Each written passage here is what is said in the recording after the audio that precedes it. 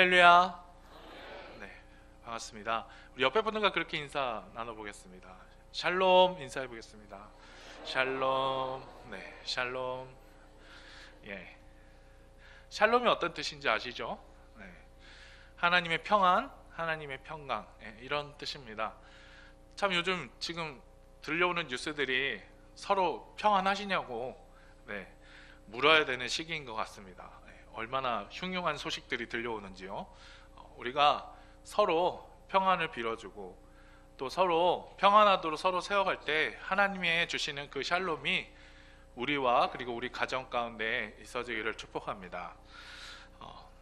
우리 성도님들 정체성이라는 단어 들어보셨죠? 정체성, 아이덴티티, 영어로 아이덴티티라고 하는데 이 정체성이라는 단어 들어보셨을 것입니다. 정체성이란 내가 나에 대해서 어떻게 생각하는지, 내가 나에 대한 어떠한 인식을 가지고 있는지, 그리고 다른 사람이 또 나를 어떻게 보는지, 이 모든 것들을 다 포함하는 단어인데요.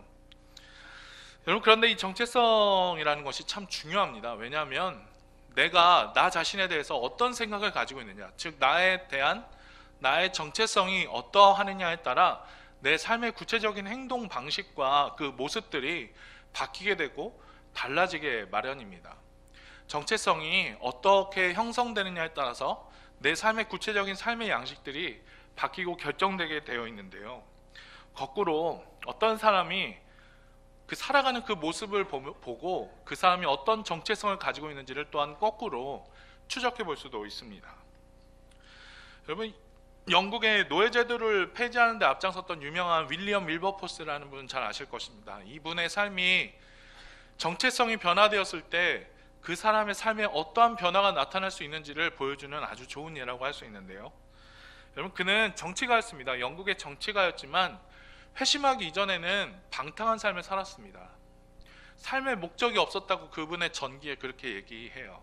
삶의 목적이 없이 방탕한 삶을 살았던 분이 바로 이분이었는데, 그랬던 그가 노예 상인이었다가 회심하여 나중에 목회자가 되었던 존 뉴턴 목사님. 존 뉴턴 목사님 잘 아십니까? 어메이징 그레이스 작사하신, 나 같은 죄인 살리신 작사하신 그 존 뉴턴 목사님을 만나서 회심하게 됩니다. 이분과 계속 이야기를 나누고 삶의 고민들을 나누고 그분에게 예수 그리스도를 믿는 참신앙이 어떤 것인지를 계속 들으면서 그분이 결국 회심하게 됩니다.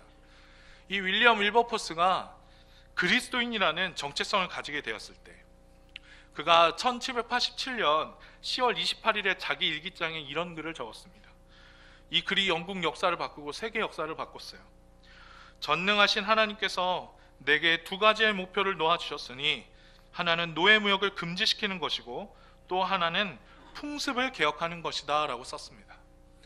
여러분, 그분은, 이 윌리엄 윌버포스는 이 쓴 일기장에 적힌 이 글을 따라서 자기 평생의 삶을 헌신했어요. 평생이 노예제도를 폐지하는 데 앞장섰습니다. 얼마나 많은 저항과 욕과 그리고 얼마나 많은 고통이 따랐는지 몰라요. 저항이 따랐는지 모릅니다. 그런데 그럼에도 불구하고 그는 굴하지 않았어요. 그래서 마침내 1833년 7월 26일에 영국 의회에서 이 노예제도를 폐지하는 법안이 통과되게 됩니다. 그리고 3일 후인 7월 29일에 그가 소천하게 되는 드라마틱한 인생을 살았던 사람이 바로 이 윌리엄 윌버포스입니다. 윌리엄 윌버포스, 그는 참으로 그 자신의 정체성이 바뀌게 되었을 때 어떠한 삶을 살 수 있는지, 그의 삶이 어떠한 모습으로 결정될 수 있는지를 보여주는 가장 대표적인 예라고 할 수 있습니다. 여러분, 이런 정체성은 구체적인 모습이 각 사람마다 다 다르게 나타나는데요. 우리 성도님들은 어떤 정체성을 가지고 계십니까? 우리 성도님들은 나 자신이 어떤 사람이라고 다른 사람에게 말하실 수 있으세요?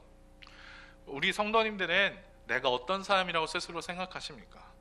그리고 동시에 우리 호계교회라고 한다면, 우리 호계 공동체라고 한다면 어떤 공동체라고, 어떤 교회라고 소개하실 수 있으시겠습니까? 여러분, 오늘 말씀, 이 성경 우리에게 읽은 이 말씀, 우리에게 이 정체성에 대해서, 우리의 정체성에 대해서 뭐라고 말할까요? 우리 다 같이 한번 따라해 보겠습니다. 우리는 불러냄을 받은 사람들입니다. 네, 불러냄을 받은 사람들. 여러분, 우리는 불러냄을 받은 사람들이에요. 이 불러냄을 받은 사람들이라는 뜻이 교회라는 뜻을 가지고 있는 헬라어 에클레시아, 이 에클레시아의 뜻이기도 합니다. 이 에클레시아의 뜻이 불러냄을 받은 사람들의 모임이라는 뜻이거든요. 여러분, 여기서 이 불러냄이라는 것이 중요합니다. 불러냈다고 하는 것은 내가 불러내지기 이전에 내가 처해 있었던 곳이 있었다는 뜻이죠. 그렇죠? 불러냈다는 것은. 그러면 우리가 본래 처해 있던 곳은 어디였을까? 오늘 말씀은 주전 587년에 바벨론의 느부갓네살 왕이 예루살렘을 완전히 멸망시키고 수많은 사람들을 바벨론으로 포로로 끌고 갔던 그 시기, 그래서 그 수많은 사람들을 포로로 끌고 가서 그곳에 포로 공동체가 형성이 됐는데, 바로 이 포로 공동체를 향하여 선포된 말씀이에요. 하나님은 지금 바벨론에서 포로 생활을 하고 있던 사람들을 향해 너희들이 다시 돌아오게 될 것이다, 즉 회복에 대해서 오늘 말씀하고 계십니다. 오늘 말씀 14절 말씀을 다시 한번 읽어보겠습니다. 14절 말씀입니다. 자, 시작.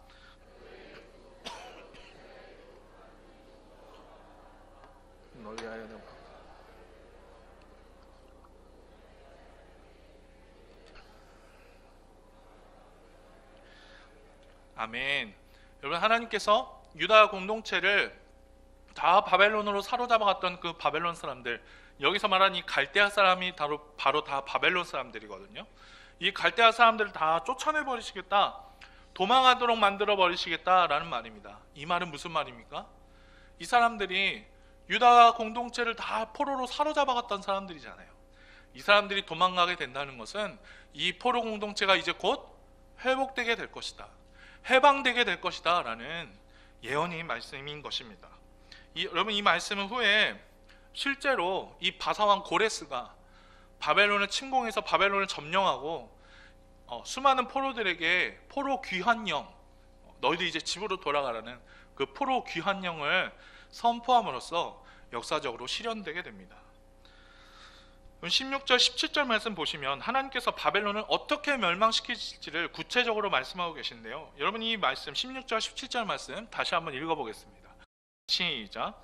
나 여호와가 이같이 말하노라.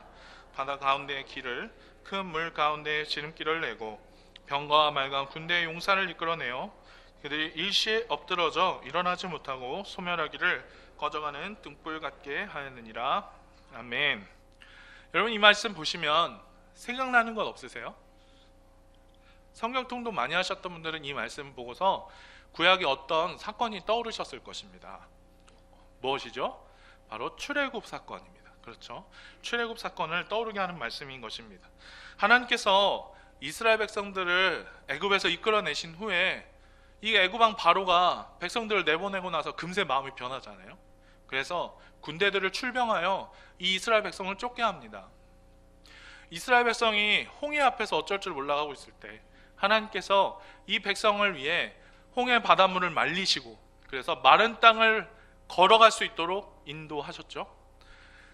이스라엘 백성들이 그 마른 땅을 건넌 후에 애굽 군대가 그들을 추격하여 이 홍해 바다로 들어왔을 때 그 홍해 바다의 물이 회복되어 그들을 다 수장시켰다라고 출애굽기에 보면 그렇게 말씀하고 있습니다.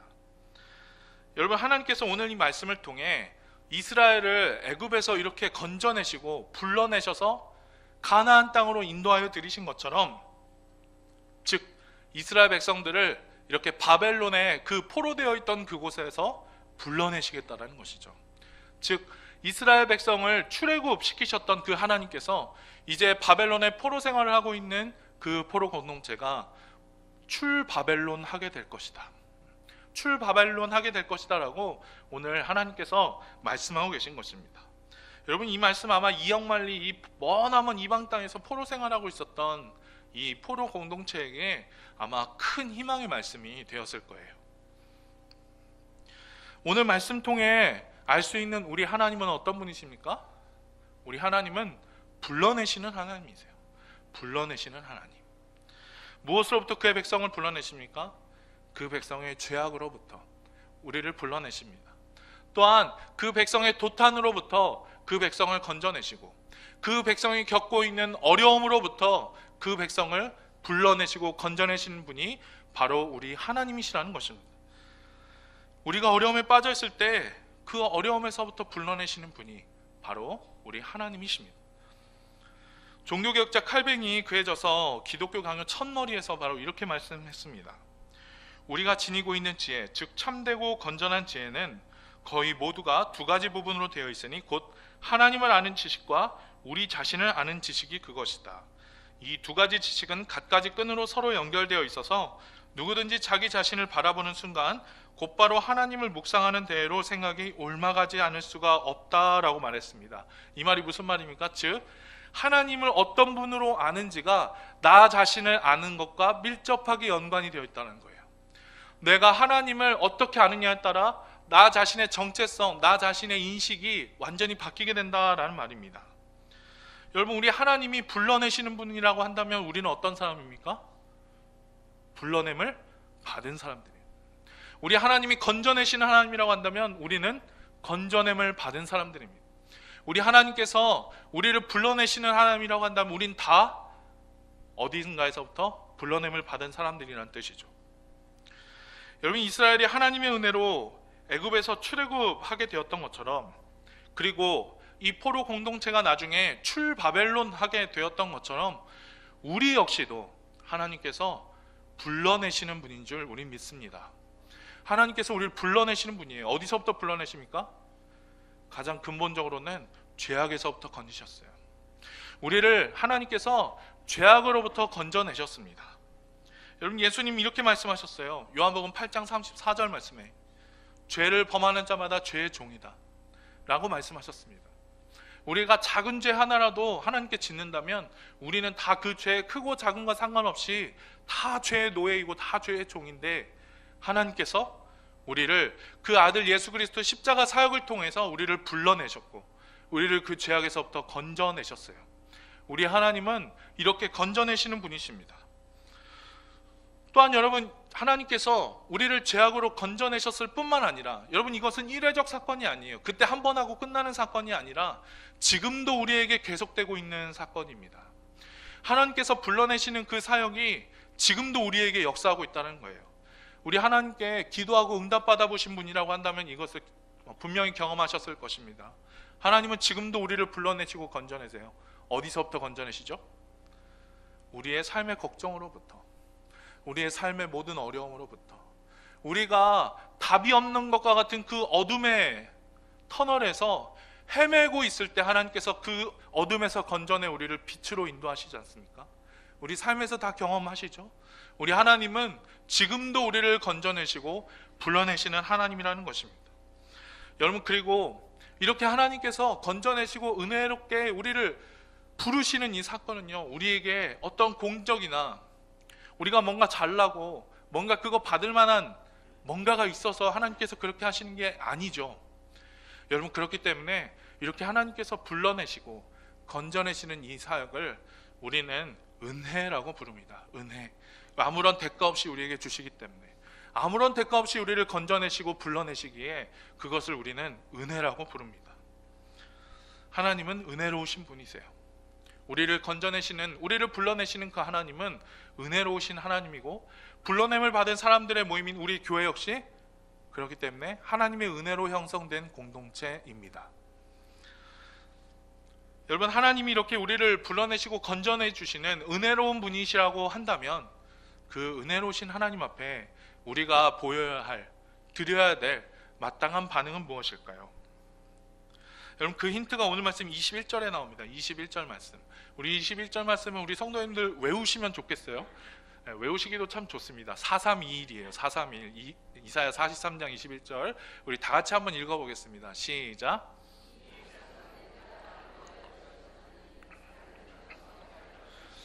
아멘. 나를 찬송하게 하려 함이니라. 그렇습니다.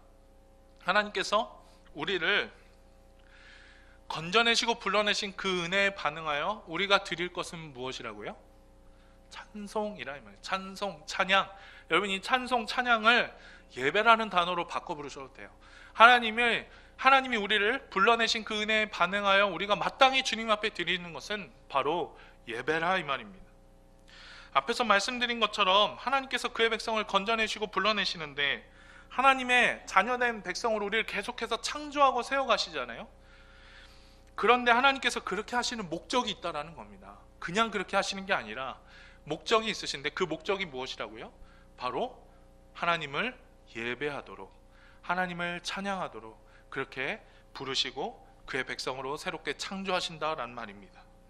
그래서 여기에서 오늘 우리 설교 제목인 우리는 예배하도록 지음받은 사람들입니다, 이렇게 말할 수 있는 것이죠. 지금 저희가 예배를 드리고 있잖아요. 지금 드리고 있는 게 저희가 예배지 않습니까? 그렇다고 한다면 여러분, 이 예배란 무엇일까요? 폴훈 교수님이라는 분이 이런 분 하셨습니다. 예배학 교수신데 이분이 이런 말씀하셨어요. 예배란 그리스도이신 예수님 안에 있는 인간의 영을 향한 하나님의 역사와 그리스도이신 예수님을 통하여 하나님께 응답하는 인간의 행위라고 정의하고 있습니다. 이게 말이 좀 어렵지만 이 뒤에 있는 부분, 제가 강조해서 말씀드린 그 부분만 아시면 돼요. 하나님을 향한 인간의 응답하는 행위라는 이 말입니다. 그리고 이블린 언더힐이라는 이 여자 신학자분이 계신데 이분이 또한 예배에 대해서 이렇게 말씀했어요.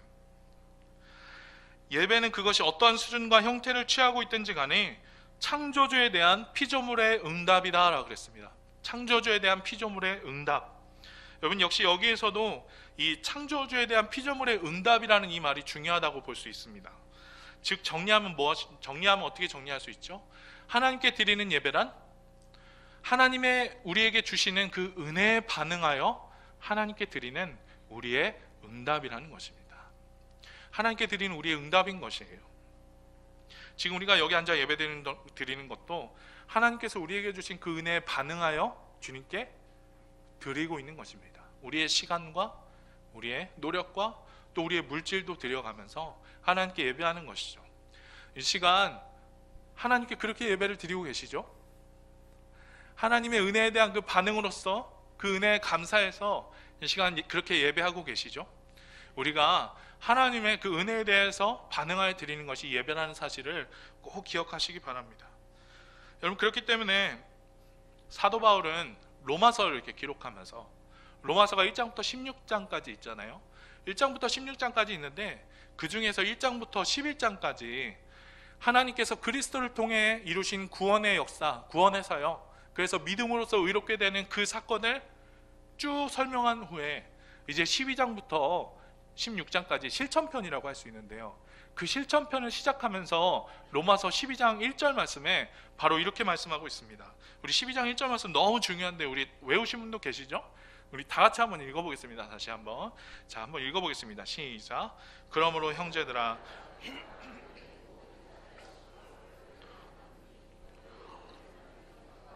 거룩한 산 제물로 드리라. 이는 너희가 드릴 영적 예배니라. 아멘. 영적 예배니라. 네. 사도 바울이 로마서의 실천편을 시작하면서 가장 먼저 하는 이야기가 바로 영적 예배에 대한 것이에요. 여러분, 예배가 그만큼 중요하다는 것입니다. 하나님의 은혜에 대해서 앞에 하나님의 은혜에 대해서 우리가 앞에 그렇게 설명을 하고 나서 우리가 하나님께 가장 먼저 드려야 되는 것은 바로 무엇이라고요? 예배란 말입니다. 지금 사도 바울이 그렇게 설명하고 있어요. 또 독일어에 여러분 책임을 뜻하는 아우프가베라는 단어가 있습니다. 아우프가베. 이 아우프가베라는 단어는요, 아우프, 전치사 아우프와 가베라는 명사가 합쳐진 말인데 이 단어가 되게 재밌어요. 독일어 가베라고 하는 말은 은혜 혹은 선물이라는 말입니다. 선물이라는 말인데, 여러분이 아우프라는 전치사는 뭐뭐에 대하여, 뭐뭇을 향해 라는 그런 뜻의 전치사거든요. 그래서 아우프 가베가 합쳐지면 은혜에 대하여, 은혜를 향하여 이런 뜻이 되는데 그 뜻이 뭐라고요? 바로 책임이란 말이에요. 책임. 은혜에 반응하여 우리가 하나님께 드려야 되는 것이 바로 우리의 책임이라는 말입니다. 그게 아우프가베라는 뜻의 단어의 뜻입니다. 우리에게 은혜를 받았다면 우리가 하나님께 그 예배 은혜에 응답하여 드려야 되는 그 책임이 있다는 것이죠. 여러분, 그렇기 때문에 예배는 우리가 선택할 수 있는 것이 아닌 그 자체가 목적이에요. 예배는 선택사항이 아닙니다. 우리가 주일에 드리는 예배에 한정해서 말씀을 드린다면, 사실 예배는 삶으로서 드리는 예배와, 그리고 우리가 주일에 이렇게 한 번 모여서 드리는 이런 주일 예배가 있지만, 이렇게 주일에 드리는 예배를 한정해서 말씀드린다면, 예를 들어 우리 성도님들 오늘 아침에 예배 나오실 때 어떤 마음으로 나오셨어요? 혹시 나오신 분 중에 그런 생각 가지고 계신 분 혹시 계시지 않았는지 모르겠습니다. 아, 오늘 예배를 나갈까 말까, 오늘 예배 나갈까 말까, 바이러스도 많다는데 예배를 나갈까 말까, 혹시 그런 생각 하신 분이 계신지 모르겠어요. 여러분, 그런데 죄송하지만 내가 그 생각을 했다는 것 자체가, 내가 그것을 생각을 했다는 것 자체가 선택으로 생각한 거잖아요. 우리의 본분을 망각한 것이에요. 죄송한 말씀이지만 그렇습니다. 또 여러분, 많은 분들이 요즘 자신에게 맞는 예배를 선택하려고 해요. 어느 교회 목사님 말씀이 좋다더라, 그래서 그 교회로 가려고 합니다. 물론 여러분, 집에서 가까운 교회, 신앙생활 잘할 수 있는 교회로 나갈 수 있는, 이렇게 선택해서 가는 것이 맞습니다. 네, 그것은 맞는데, 근데 만약 우리가 그렇게 생각할 수 있어요. 나에게 맞는 그 설교라는 음식을, 아니 은혜라는 음식을 설교라는 수저에 떠먹여서 나에게 주는 것, 그것을 찾고 계신다면, 내 입맛에 좀 더 맞는 그런 설교, 그런 것을 찾고 다니신다고 한다면, 여러분, 우리는 예배의 그 본질을 망각한 것입니다. 예배는 내가 먼저 누리고 그렇게 즐기는 것이 아니에요. 소비하는 것이 아니란 말입니다. 예배는 우리가 하나님의 은혜에 응답하여 드리는 우리의 반응이에요. 그래서 우리는 예배는 드리는 것이고요. 그래서 우리 그런 용어 잘 쓰지 않습니까? 예배 본다고, 예배 보러 간다고. 예배 보러 간다는 것도 사실 그래서 잘못된 말입니다. 예배는 보는 것이 아니라 하나님께 드리는 것입니다. 네, 맞습니다. 하나님께 우리가 드리는 것이 예배라는 말이죠. 또 여러분, 예배는 수단이나 도구가 아닌 그 자체가 본질이에요. 본질. 많은 현대 교회들이 이 예배를 수단화하고 도구화하고 있습니다. 어떤 수단일까요? 바로 전도하기 위한 수단으로, 그리고 교회 성도수를 늘리기 위한 하나의 도구로서 이 예배를 많이 인식하고 있습니다. 이거 참 안타까운 사실이에요. 예배의 본질을 망각한 것입니다. 여러분, 미국에서 한때 유행했던 이 구도자 예배 들어보셨을 것입니다. 구도자 예배도 마찬가지입니다. 미국에서 한때 유행했지만 지금은 다 실패한 것으로 평가되고 있는데, 이 구도자 예배가 뭐예요? 이 소위 속칭 말하는 구도자라고 하는 사람들에게 예배를 맞춰주는 것입니다. 그 사람들이 예배를 잘 드릴 수 있도록, 접근 가능하도록, 쉽게 접근할 수 있도록 예배를 맞춰주고, 그래서 그 사람들이 교회에 나올 수 있도록 하게 만든다는 것이 바로 이 구도자 예배인데, 여러분, 이 구도자 예배가 실패한 것으로 지금은 평가되고 있어요. 지금은 다 사라져가고 있습니다. 왜냐하면 이 구도자 예배가 하나님의 은혜에 응답하여 드리는 우리의 행위라는 그 측면을 무시하고 있기 때문에 그래요. 예배는 사람을 교회로 오게 만들기 위한 수단이 아닙니다. 사랑하는 우리 성도님 여러분, 예배는 선택사항이거나, 그리고 어떤 목적을 위해, 어떤 유익한 목적을 위해 아주 유용한 그런 도구나 수단이 아닌 그 자체가 우리 삶의 목적이고 본질임을 꼭 기억하시기 바랍니다. 이 사실을 꼭 기억하셔야 해요. 오늘 하나님께서 나의 삶이, 이 백성이 나를 위하여 지었나니 나를 찬송하도록 하기 위함이다, 이 말씀. 여러분, 그렇기 때문에 우리는 하나님 앞에 지음받은 존재들인데, 뭐 때문에 지음받은 존재들입니까? 하나님을 예배하도록 지음받은 존재들이에요. 이거 너무 중요한 사실이에요. 하나님께 부름받은 사람들이, 우리 모임이, 우리 교회 역시도 그래서 예배 공동체가 되는 것입니다. 예배 공동체인 것입니다. 예배하도록 지음받았고 예배하도록 부름받은 우리 공동체이기 때문에 우리 호계의 공동체 역시 예배 공동체인 줄 믿습니다. 여러분, 예배가 이렇게 중요한 것이라고 한다면, 예배가 그 자체로 본질이고 그 자체가 목적이라고 한다면, 우리의 예배는 어떠해야 할까요? 내가 드리는 예배는 건강한지 한번 자신을 돌아볼 필요가 있습니다. 주일에 한정해서, 이 주일 예배에 한정해서 말씀을 드린다면, 이 삶으로서 드리는 예배까지 말씀드릴 시간은 없고 나중에 이제 기회가 있을지 또 모르겠어요. 혹시 이 주일에 드리는 예배 한정해서 말씀드린다면, 혹시 우리는 이 예배 시간 너무 대수롭지 않게 생각하는 것은 아닌지 한번 돌아볼 필요가 있습니다. 제가 어렸을 때만 해도 이 교회 예배 한 번 빠지는 거를 큰일 나는 줄 알았습니다. 우리 성도님들 어떠셨는지 모르겠어요. 아마 우리 성도님도 그러셨을 것 같은데, 제가 어렸을 때는 교회 예배 한 번 빠지면 하나님으로부터 천둥 번개를 맞는 줄 알았습니다. 하나님한테 천둥을 맞을 줄 알고 번개를 맞을 줄 알고, 언제부턴가 그런데 이 주일 예배 때 시골에 가고 여행을 다니고 여가를 즐기는 이런 일들이 참 최근에 많이 늘어난 것 같아요. 아마도 여러분 사회가 점점 바빠지고, 또 우리 성도님들 대부분 일하시지 않습니까? 아무리 이제 일하시고 그러다 보니까 그렇게 이제 누리실 수 있는 시간들이 주말밖에 없어서 이제 그런 것이라고 이제 이해는 할 수 있는데, 만약 그렇다고 한다면 그곳에 가셔도 예배를 해야죠, 그렇죠? 비록 우리 교회가 아니더라도, 우리 교회에서 예배 드리는 것이 아니라 하더라도 그곳에서 예배를 드리셔야 하는 것입니다. 예배는 너무 중요하기 때문에 그래요. 하나님께 믿음의 조상으로 축복받은 아브라함이 있잖아요. 아브라함이 어떤 사람이었습니까? 어딜 가서든지 가장 먼저 하나님께 예배의 제단을 쌓았던 사람이 바로 아브라함이었어요. 아브라함 창세기 말씀 한번 보십시오. 가는 곳마다 하나님께 제단을 쌓았다라고 기록하고 있습니다. 또 이렇게 말씀하시는 분을 제가 본 적이 있습니다. 다행히 우리 교회에서는 못 들었는데, 이렇게 말씀하시는 분 제가 들었어요. 예배는 어차피 삶으로 항상 드리는 것인데 주일 예배 왜 그렇게 목숨을 거냐고. 특히 요즘 안 나가, 가나안 성도 들어보셨죠? 가나안 성도 거꾸로 하면 안 나가지 않습니까?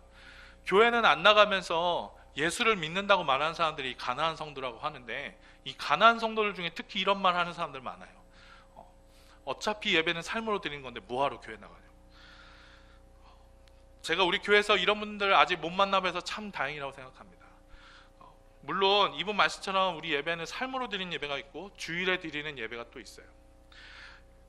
삶으로 드리는 예배라고 하는 것은, 예배가 하나님의 은혜에 대한 응답이라고 그랬잖아요. 내 삶을 그 하나님의 은혜에 대한 응답으로서 살아가면서 하나님께 영광 드리는 삶이 다 삶으로서 드리는 예배라고 할 수 있는데, 그런데 이렇게 말씀하시는 분이 간과하고 있는 것은, 우리가 주일에 드리는 예배와 삶으로서 항상 드리는 그 예배가 개념적으로 구분은 할 수 있지만 완전하게 밀접하게 연관되어 있기 때문에 분리할 수는 없다라는 거예요. 여러분, 평소에 자기 마음대로 막 살고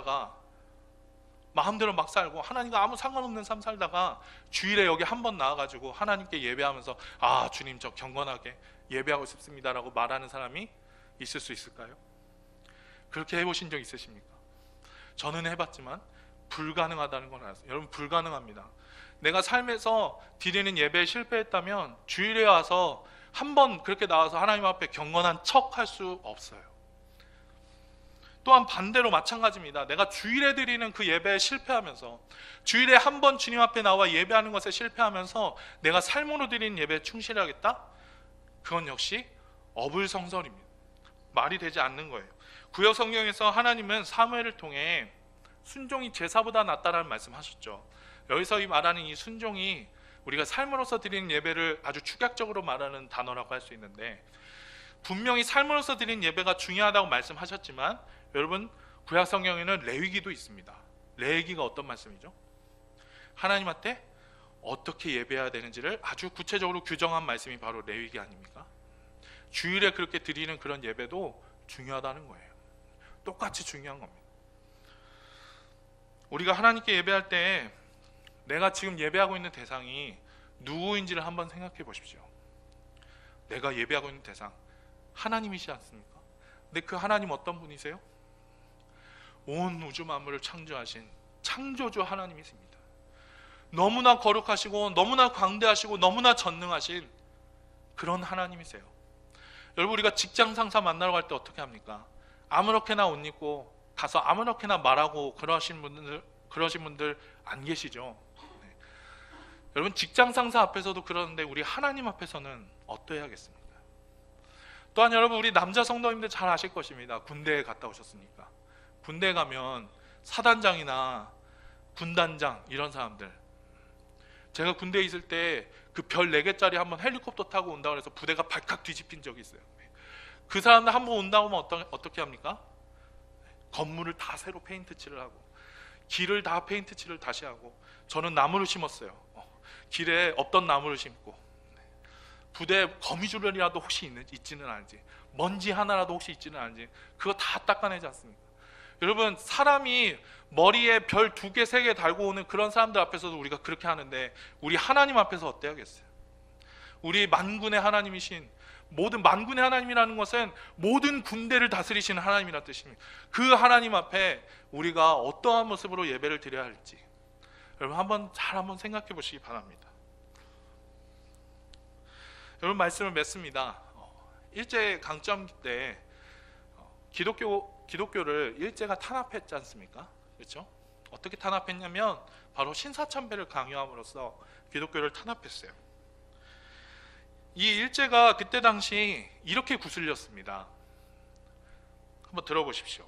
신사참배는 종교의식이 아니라 대일본 제국의 신민으로서 의례 지켜야 하는 국가 의례와 같은 것이다. 그러니까 종교의식이 아니라는 거죠. 예배가 아니니까 너희 목사들이 와서 너 해도 된다라는 거예요. 그렇게 구슬리고 강요했습니다. 신사참배를. 거의 그때 당시 기독교 거의 모든 교단들이 이 신사참배에 굴복했어요. 그런데 그때 당시 주기철 목사님 같은 분, 그 밖에도 많이 있지만 주기철 목사님 대표적이라고 할 수 있죠. 우리 주기철 목사님 어떻게 하셨습니까? 목숨을 걸고 신사참배를 반대하셨어요. 목숨을 걸고 반대하면서 신사참배 끝까지 저항하다가 결국 순교하셨지 않습니까? 그렇게 순교하셨는데, 이 일제가 가지고 있었던 생각과 주기철 목사님이 가지고 있었던 생각 중에 공통점이 하나 있어요. 무슨 공통점일까요? 그것은 바로 기독교의 본질이 예배에 있다는 것이에요. 기독교의 본질이 예배에 있다는 것. 여러분, 그렇기 때문에 일제가 신사참배를 통해 예배를 방해하려고 했던 것이고, 그리고 주기철 목사님이 그렇게 목숨을 걸고 예배를 지켜내려고 하셨던 것입니다. 유진 피터스 목사님, 메시지 성경을 기록하신 그 유진 피터스 목사님이 자신의 책 주와 함께 달려가리이다, 예레미야에 대해서 강의한 책인데요, 이 책에서 이렇게 말씀하셨어요. 백성의 삶은 그들이 드리는 예배만큼 선하게 마련이다. 예배는 삶을 규정한다. 예배가 타락하면 삶도 타락하게 된다 라고 기록하고 있습니다. 여러분, 요한복음 4장 읽어보시면 잘 아시는 우리 예수님과 사마리아 수가성 여인의 대화가 나옵니다. 그 수가성 여인과 대화하시면서 우리 예수님, 우리 굉장히 잘 아는 그런 말씀 하셨죠. 요한복음 4장 23절부터 24절까지 말씀인데요, 우리 화면에 띄어 있습니다. 한번 다 같이 읽어볼까요? 자, 시작.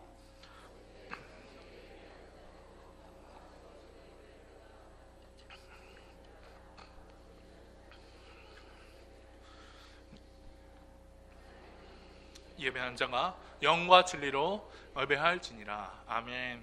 하나님은 영이시니 예배하는 자가 영과 진리로 예배할지니라. 여러분, 그렇습니다. 하나님은 오늘도 그리고 내일도 하나님께 그렇게 온전하게 예배하는 자들을 찾으십니다. 여러분, 우리 성도님들, 전 그런 분들이 되시길 축복해요. 우리 하나님이 찾으시는 예배자, 하나님이 찾으시는 그 예배자를 우리 교회에서 찾으시면 어떨까요? 우리 교회 성도님들 중에 찾으신다면 얼마나 신나는 일일까요? 여러분, 하나님께서 찾으시는 그런 한 사람의 예배자가 됩시다. 하나님께서 찾으시는 그 예배자, 하나님께서 기뻐하시는 그 한 사람의 예배자, 우리가 그런 사람 되게 축복합니다. 그래서 우리 한 사람 한 사람, 그 예배하는 그 한 사람 한 사람이 모여 이룬 우리 홍해교회 공동체가 또한 그렇게 하나님께 온전히 예배하는 그런 공동체가 될 수 있기를 주님의 이름으로 축복합니다.